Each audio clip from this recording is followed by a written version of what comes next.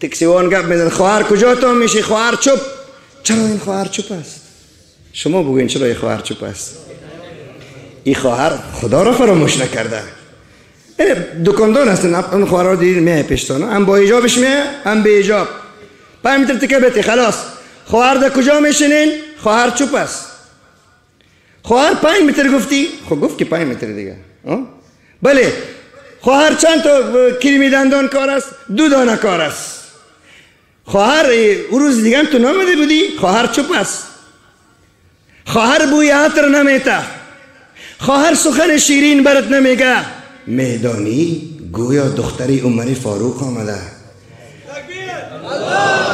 میدانی آقای دکاندار، آقای دریور، آقای استاد دانشگاه، آقای دکتر، حتی آقای ملا، من از ما هم میآید. ملا صاحب، مفتی صاحب یک سوال میخوای ازت بکنه. تو چنان هیبت را به جان این خواهر میبینی که تو سکوت میکنی از هیبت این دختر اسلام.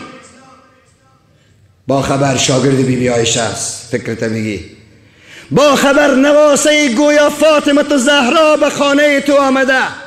وقتی که تیر میشه به خانه نور میباره، بگو الله اکبر. بله این همان خواهری است که الله را فراموش نکرده.